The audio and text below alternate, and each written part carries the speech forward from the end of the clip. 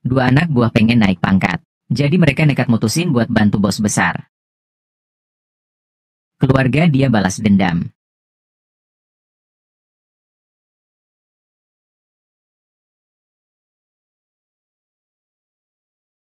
Di lembah terdengar bunyi-bunyian keras. Tapi dua orang yang keluar malah gak lelet sedikit pun. Dua bersaudara yang jago ini gak sia-sia taruhan nyawa. Cuma dalam 6 tahun. Dari preman yang suka gebukin orang. Dibantu bos besar jadi orang ketiga di geng. Tapi yang naik jabatan tinggi cuma Dingking. Sama Li Zicheng yang bareng dia gebukin orang. Sekarang cuma jadi bawahan dia. Gue gak takut.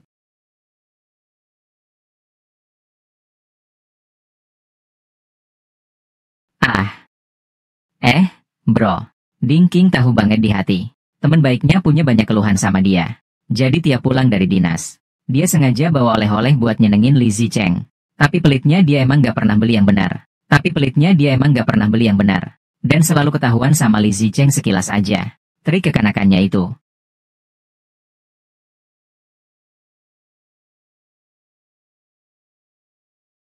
Meskipun ini cuma Dingking yang kekanakan. Cara biasa dia buat ngatasin awkward. Tapi kali ini Li Zicheng, anak buah bos, gak bercanda sama dia barang sepatah. Bos organisasi mereka diserang mendadak. Sekarang lagi kritis di Ichu, hidup mati belum jelas. Grup Jingmen yang dibangun bos dari nol, cuma mengandalkan dua bersaudara ini. Dalam beberapa tahun doang, udah berhasil nyatuin 3 geng besar di dalam negeri. Karena cara mereka, nyentuh semua bisnis, dari hitam sampai putih. Setelah bos kena musibah, juga bikin yang sebelumnya dikalahkan. Beberapa mantan bos geng lain mulai gerak-gerak di belakang layar. Meskipun Li Zicheng nebak, ada yang main curang di balik ini. Tapi dia nggak bisa nebak siapa orangnya. Soalnya sebelum kejadian, bos dilaporin orang. Makanya polisi bawa dia buat diselidiki. Meskipun lewat operasi gelap. Semua tuduhan ke bos udah dibersihin. Tapi tadi malam pas pulang, entah kenapa cuma mobil bos, yang kebetulan ditabrak truk gede. Dan Dingking balik kali ini, punya rencana sendiri di kepalanya. Tapi yang lebih penuh pikiran jelas dia yang duduk 2 kursi dari Li Zicheng. Dua bersaudara ini sama-sama paham banget kalau kabar bos mati tersebar. Dalam grup bakal ada rebutan kekuasaan yang berdarah-darah. Saat ini, gak cuma mereka yang mikirin langkah selanjutnya. Semua yang ada di situ juga pada ngitung-ngitung di hati. Tim psikologi. Jadi jangan beneran. Aku mau bantu aku Icho Switch buat bagi ke kamu. Hau sama kabar baik dateng barengan. Meskipun rasa takut di tenggorokan udah hilang, tapi semua orang di depan umum masih harus akting mati-matian, nunjukin kesedihan yang kebangetan. Tapi sekarang pikiran semua orang sama. Karena satu pertarungan gak bisa ubah nasib. Semua orang tua yang ada di situ langsung pada ngamatin dengan cermat. Masing-masing mikir di hati, kedepannya siapa aja yang bakal jadi lawan. Tapi pas para petinggi pada punya agenda sendiri. Polisi yang dapat info, lagi sibuk banget nyusun rencana. Gimana cara ngatasin pintu besar. Dan cara paling gampang sekarang adalah nyoba ikut campur di pihak hitam, yang bakal ngadepin pemilihan internal. Jadi cara paling langsung adalah kerahin semua kekuatan, buat dukung mata-mata mereka. Tapi di dalam grup bos, sampai sekarang kandidat nomor 1, adalah geng imigran yang kuasain utara. Dingking, yang dianggap pewaris sama bos lama. Tapi selain dia, orang kedua yang berkuasa, bukan Li Zicheng yang mati-matian bareng dia, malah anak buah Dingking yang nguasain semua abu-abu. Anak buah langsungnya yang udah menang. Tapi anak buah yang perlahan jadi besar ini juga punya rencana buat lelet dari Dingking. Ditambah dukungan dari 2 geng besar lokal. Malah punya peluang nyalip Dingking. Tapi selain mereka berdua, yang paling disorakin, suara wakil bos, Zhang, juga ngikutin kedua orang ini. Meskipun udah jadi pasangan asli, tapi wibawa yang dikumpulin bertahun-tahun juga bikin polisi bingung sesaat. Harus taruh-taruhan di siapa. Untungnya meskipun Zhang disegani, belakangan ini dia nggak banyak kontribusi buat geng. Jadi polisi akhirnya fokus ke Dingking sama Li Zongjiu. Tapi buat ngaruhin hasil pemilihan, polisi juga harus pakai mata-mata yang udah nyusup ke grup bertahun-tahun. Tapi rencana kali ini belum dapat izin dari atas. Jadi kalau gagal, orang yang nyusun rencana bakal kena imbas. Makanya demi aman, 2 pimpinan terpaksa harus kerja bareng mata-mata buat jalanin misi. Nyusun kode rahasia bareng. Sejak aku masukin, bener banget kayak yang kamu pikirin. Mata-mata polisi resmi udah bergelut di dunia geng. Selama 6 tahun, Li Zicheng. Hari itu dia yang penuh pikiran. Gak mikirin hidup matinya bos, atau masa depan geng.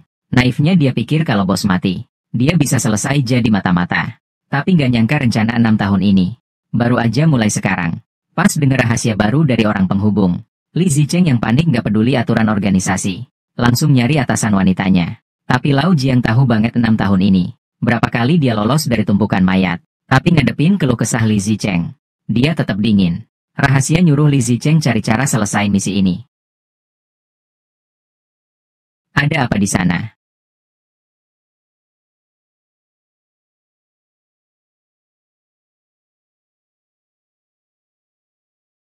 Pas seminggu bisa dapat hantu Bu Ajiang. Bu Ajiang bisa jagain aku. Lau Jiang yang diancam. Udah nebak Li Zicheng bakal panik di tempat. Tapi dia yang khusus nenangin orang. Juga kasih tawaran yang gak bisa ditolak. Lau Jiang atas nama organisasi janji. Asal Li Zicheng tahan sampai pemilihan kacau. Setelah berhasil, bakal diatur buat bawa istri sama anak. Tinggal di Panama yang indah selamanya. Li Zicheng yang gak punya daya. Cuma bisa milih percaya omong kosongnya lagi. Tapi sebelum pergi, dia malah dapat dari Lau Jiang. Hadiah buat anaknya yang belum lahir. Sebagai bentuk ancaman. Bener kayak dugaan polisi. Bos baru mati sehari. Dalam grup udah ada gerakan. Para petinggi mutusin pas rapat direksi berikutnya. Pilih pemimpin baru. Buat bawa mereka ke puncak lagi. Dan sejak bos mati, Lu Bu yang gak kenal aturan juga udah gak acting lagi. Langsung di depan semua orang. Nunjukin ambisinya yang udah jelas. Dan saat ini Li Zicheng ngeliat ke Dingking. Gimana pun pasti bisa dipakai. Ngadepin anak buah lama, Mu Yuang Hua, yang biasanya cuek pakai tisu ringan. Ternyata udah neba bakal ada hari ini. Pas turun dari lift, Ding Ding kasih tahu semua rencana yang udah dipikirin ke Li Zicheng. Dan minta tolong ke sahabat terbaiknya ini. Selama dia balik ke Shanghai buat operasi beberapa hari, jangan kasih tahu siapa-siapa soal hukuman. Pas mereka berdua sepakat, mau nyetir pulang. Tiba-tiba ada mobil Maybach yang nyelonong nabrak mereka.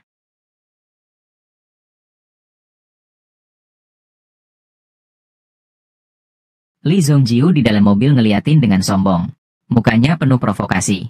Jelas-jelas mau perang sama mantan bosnya. Tapi ngadepin ejekan anak buah. Ding Jin malah gak ambil pusing sama sekali. Malahan seneng ajak sahabat terbaiknya keluar buat minum keras. Buat anak muda dari kampung Jiangsu kita. Aduh, ponakan. Tolong banget. Harus banget pengen makan yang enak gini. Hahaha. Anak muda, kamu ngomongnya bagus banget hahaha. Toas. Toas. Toas. Sekelompok orang mabuk berat. Di sisi Li Zongjiu juga lagi heboh. Buat bisa naik jabatan, dia panggil semua senior. Terus ancam mereka satu-satu. Buat nyoblos dia pas pemilihan. 1. Setelah semalaman hura-hura, Ding King muncul di bandara. Tapi Li Zicheng yang nganter tiba-tiba nyadar. Ding King sekarang udah dibantu pelan-pelan sama teman polisinya. Bener aja, pas Ding King lelet check-in, polisi ngehadang dia. Terus bawa Ding King ke depan Lau Jiang. Kasih sesuatu yang bisa bantu Ding King. Kelihatan itu data kriminal Li Zongjiu. Ding King langsung paham maksud polisi. Kalau polisi bantu dia, pasti ada syarat tukeran. Tapi Ding King yang paling ngehargain persaudaraan. Gak mau main cara kotor gitu.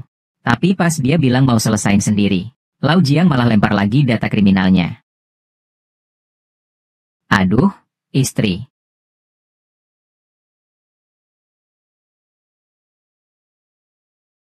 Guci.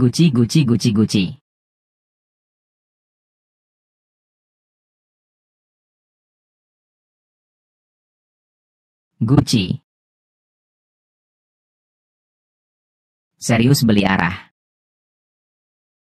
Di bawah pas Ding King lagi nyusun rencana. Lau Jiang di darat juga nemuin Li Zongjiu. Tapi dia nggak pakai cara kecil yang buat Ding King. Malah langsung kasih sarung tangan ke Li Zongjiu. Lau Jiang sengaja gitu. Dia tahu banget sifat Li Zongjiu. Pasti mikir yang paling ngancem dia adalah kebanggaan. Yang jual dia. Cewek itu. Jadi nggak jadi satu kunci bawa kamu.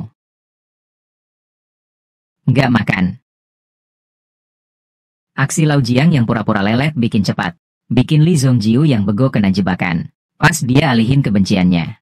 Beberapa pembunuh bayaran dari Yan Bian. Kebetulan sampai di bandara. Ada motor apa enggak ya? Aduh, cowok cewek di jalan sama sekali nggak teriak dia. Makanya aku bilang. Lihat bentar. Ding King yang baru mendarat di Shanghai. Dengar kabar pembunuh bayaran udah siap. Plus denger Lee Zongjiu ditangkap. Jadi hari itu juga balik ke Seoul. Tapi kali ini mungkin dia buru-buru sampai lupa. Gak kasih tahu sahabat terbaiknya. Dan pas baru turun pesawat, dia malah langsung nyari Lau Jiang. Dia salah sangka Lau Jiang nangkep Lee Zongjiu. Buat bantu dia dari belakang. Malah mau kasih hadiah terima kasih. Sekalian nyogok Lau Jiang buat kasih data mata-mata. Tapi Ding King gak nyangka. Lau Jiang sama sekali gak bantu dia. Setelah buang sogokan dengan kesal, Lau Jiang juga belak-belakan. Bilang polisi bantu Ding King karena dia gak punya ancaman besar. Mesinnya bingung. Kenapa polisi gak sapu bersih mereka semua? Tapi jawaban Lau Jiang cuma yo. Dua orang ganas banget ya.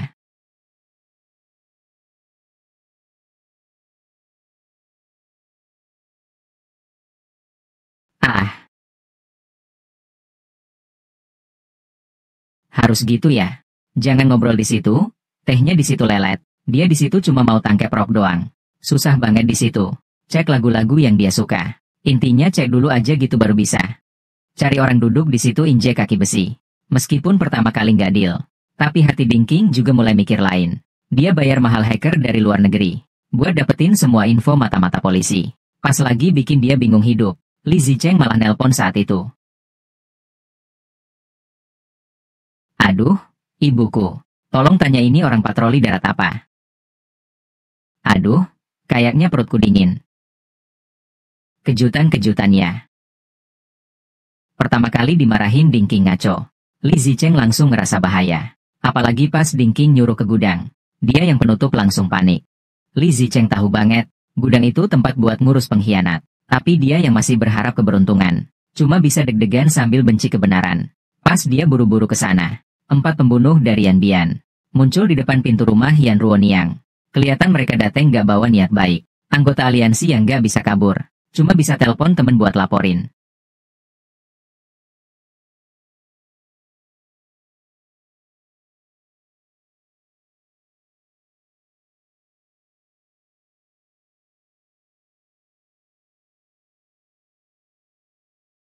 Kejadian mendadak ini bikin salah satu pembunuh yang panik kena duluan. Peluru cewek itu tepat sasaran. 3 yang tersisa juga sadar. Cewek ini bukan sembarang orang. Karena dengar suara tembakan dari kiri. Pembunuh nembak cewek cuma punya 3 peluru. Langsung bikin penyesuaian. Pelan-pelan umpan cewek buat habisin peluru. Sambil mereka adu strategi. Ding King juga siapin minuman keras. Tapi minuman kali ini bukan buat teman baiknya. Pas Li Zicheng nyampe gudang, Ding King udah mabuk sendiri. Dia nyuruh anak buah bawa tong besi.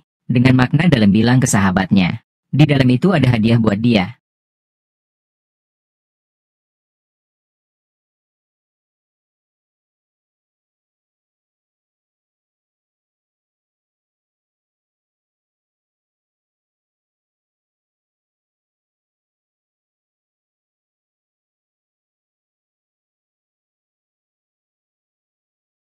The Paduk Sonjing. Lian Luoyang udah ketahuan. Li Zicheng tahu dia juga sama. Pas dia mikirin cara keluar dari situasi, Ding King malah kasih file mata-mata. Dia yang keringetan parah. Gemetaran nyari foto dia. Pas buka halaman terakhir.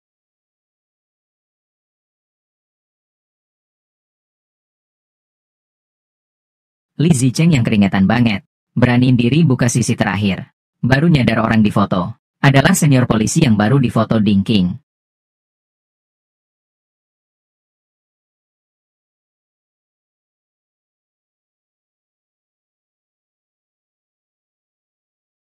Semua.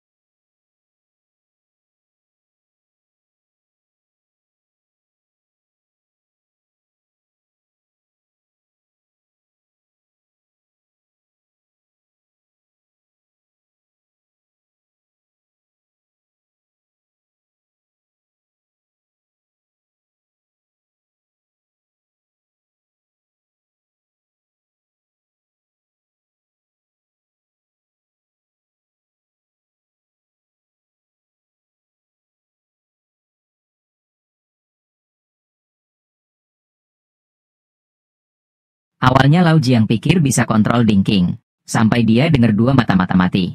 Baru ngerti ini jawaban Ding King buat dia. Tapi dia yang kesel juga punya cara balasan. Yaitu pakai foto pertemuan dia sama Ding King.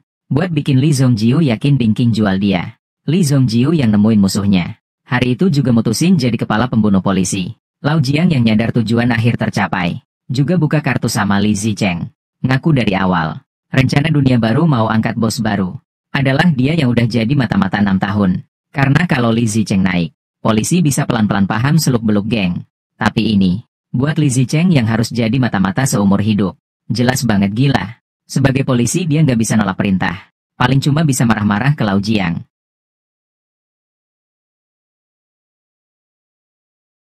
2 tahun ini kalau nggak serakah.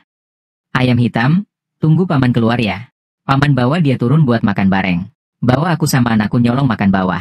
Dia bangun terus nyanyi lagu baru. Ada sampahnya. Diri sendiri dipukul orang sampai tangan kosong. Kartu ini beneran merah. Nggak usah segitu seru. Mereka nggak bisa bilang boleh lihat rumahmu gitu. Satu kalimat nggak ada. Pilihan lain. Li Zicheng cuma bisa nurut jadi istri baik. Meskipun Lau Jiang bilang Dingking nyawa hacker. Buat hapus semua data dia di kantor polisi. Sampai bersih banget. Tapi Li Zicheng tahu dalam hati. Ini ulah Lau Jiang biar dia putus asa. Tapi kalau nggak kerja sama polisi, dia bener-bener jadi pembunuh. Preman gede yang punya dosa. Dan akhir kayak gitu. Udah pasti. Sisa hidupnya cuma di penjara. Untungnya buat sementara dia nggak perlu muncul. Soalnya anak buah Li Zongjiu udah di jalan buat bunuh Dingking. Meskipun Dingking lolos dari serangan mendadak, tapi dari mobil lain, turun banyak banget orang yang mau habisin dia. Meskipun dia jago banget bertarung, tapi pas bantuan dateng, tanah yang makin hilang juga ngasih tahu Dingking. Hari ini hari kematiannya. Untungnya beberapa anak buah setia. Matian bawa Dingking ke lift liar. Tapi pas pintu lift kebuka, Dingking ngelihat orang yang udah nyamar di situ, buat ngurusin dia. Kalau bukan karena waktu muda, dia sama Zicheng satu orang. Satu pisau ngebacokin satu ruangan penuh. Sekarang di lift ini segerombolan pisau. Pasti udah motong kepalanya. Pertarungan mati-matian cuma beberapa detik. Pas pintu lift kebuka lagi, pembunuh terakhir juga ambruk. Dan yang akhirnya selamat. Dingking dari situ dapat julukan Dewa Perang Lift. Tapi dia yang luka parah juga. Sekarang udah nggak bisa ngapa-ngapain. Dan ngeliat dia gitu, semua direksi juga setuju. Dia sama Li Zongjiu kehilangan hak buat nyalon. Gitu aja Li Zicheng tanpa susah payah. Lewat operasi gelap polisi. Jadi bos baru dengan mulus.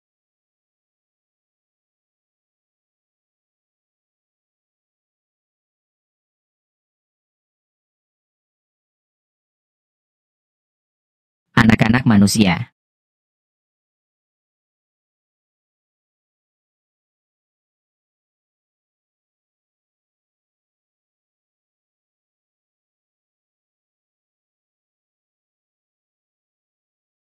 Bisa bikin semua saudaramu jadi.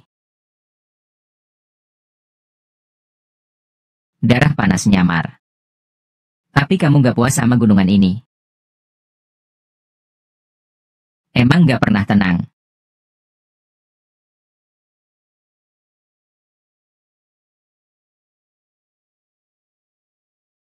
Xiao Yan. Aku pakai.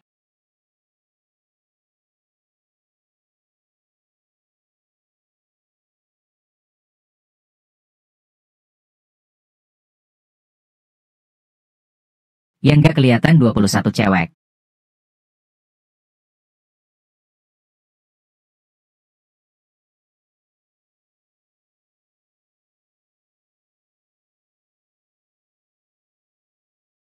Puncak gunung hitam itu Ni Chao Moleida. Makanya kamu harus diri sendiri.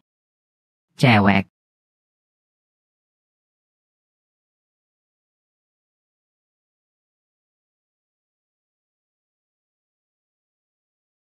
Gimana dia butuh waktu?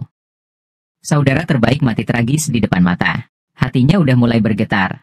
Awalnya dia mau selamatin ini. Tapi Li Gongjiu yang kejam. Sambil balas dendam ke Dingking. Juga kirim anak buah ke rumahnya. Mau habisin keluarganya. Meskipun rumah dijaga polisi. Tapi istrinya keguguran gara-gara ketakutan. Kehilangan saudara sama anak. Bikin dia kena pukulan ganda. Juga bikin Li Zicheng benar-benar gelap. Dia nggak peduli lagi jadi polisi. Mutusin dari sekarang jadi preman. Ikutin pesan terakhir saudaranya. Dia datang ke kantor Dingking. Nyari hadiah yang ditinggalin sahabatnya. Baru nyadar betapa sayangnya Dingking ke dia. Saudara nggak mau nyakitin dia. Sengaja sembunyiin data pemeriksaannya. Bahkan sengaja bawa dari Shanghai sepasang patung emas mahal buat pasangan. Meskipun yang terakhir ditinggalin saudara bukan puncak, tapi Li Zicheng sekarang udah nggak peduli jam ini asli atau palsu. Dia bawa hadiah dari saudara, buat antar saudara satu-satunya ke perjalanan terakhir. Ngeliat beberapa preman inti dari Yan Bian, juga langsung mutusin buat ikutin jalan saudara. Tanggal 1 bulan 9 di hutan. Malah nggak ada satu anak buah yang nyambut. Dia pikir orang udah pergi, teh udah dingin. Masih berani pulang ke rumahnya sendiri. Sekarang ini berapa derajat ya? Fungsi rumah kita lebih kuat banget ya.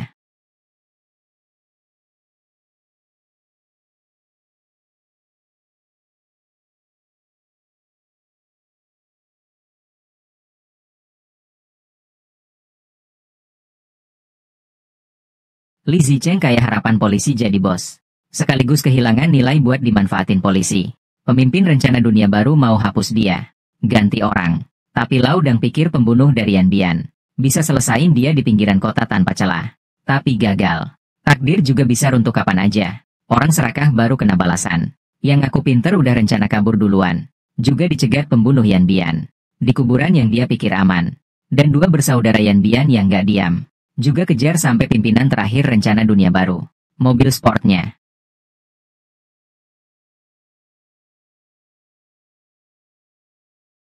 Semua udah selesai dan tenang. Dan identitas jam emas. Status, pembunuh, semua yang ada. Semuanya dari saudara yang paling dia sayang. Dikasih langsung buat dia. Modal hidup di ujung tanduk. Saat ini Li Zicheng kejar ke masa lalu dua bersaudara satu pisau. Ngebacokin satu ruangan penuh orang. Juga gak bakal lupa selamanya. Kalimat pertama saudara marah ke dia.